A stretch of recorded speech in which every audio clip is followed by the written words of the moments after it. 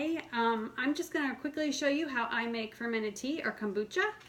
I know a lot of people that just use regular tap water. We have well water, and I'm not really certain what's the best water to use. I've Googled it, researched it, and I have really not come up with any right answer. But I use distilled water. I usually use almost a whole gallon because you need your gallon of water, you need your starter tea, and your starter SCOBY, which I have in this glass jar here. Actually have a couple SCOBYs in there. So you need a cup, supposedly a cup of fermented tea, the SCOBY, and then I use 4 green tea bags and 4 black tea bags, and then a cup of just plain sugar. This is organic sugar. I usually use organic sugar, but if I don't have organic sugar, I use plain white sugar. I've read not to use honey or any of those other things. I've never tried it. I'm pretty much a rule follower where that goes. I've always just used plain sugar, and it's always worked out well. So I cleaned out my jar. I just used this big ball canning jar that I got at Target, I think, for 13 bucks. So I put that in there, and I only heat up a little bit of my water, just enough to melt the sugar. That actually probably was more than I needed.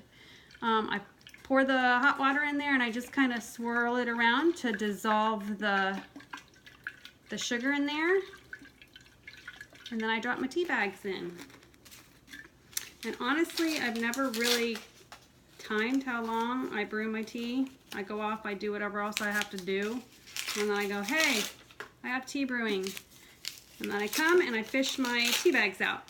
Now you don't want to put your SCOBY or your starter tea in there, because you'll kill your cultures.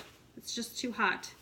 And that's the reason why I only do a little bit of hot water, because I want to cool this puppy off as fast as possible. So as soon as this is done brewing, I'll take out the tea bags whenever I think about it. Then I'll add the rest of the water, leaving enough space to put the SCOBY and the starter tea in. So I'm not going to do that now. Like I said, I don't want to hurt my starter.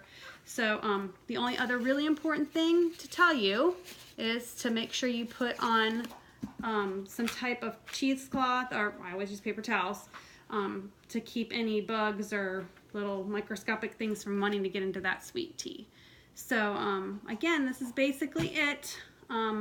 After this brews, I'm going to take out the tea bags, add the water, make sure it's not too hot. If it's room temperature, then I'll go ahead and add, I'm just going to go ahead and put probably both of my SCOBYs in there. You only need one. Probably, honestly, don't even probably need one.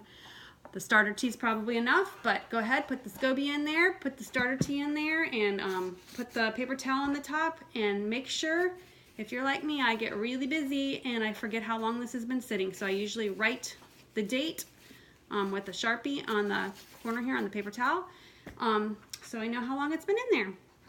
So a new SCOBY will form. Sometimes it attaches to the old one, sometimes it doesn't. It's usually on the top. Sometimes they sink. They have a mind of their own. So anyway, I hope this is helpful. If you have any other questions or something, I didn't answer something, please call me. I'd be happy to try to help you. Hope you have a blessed day. Enjoy.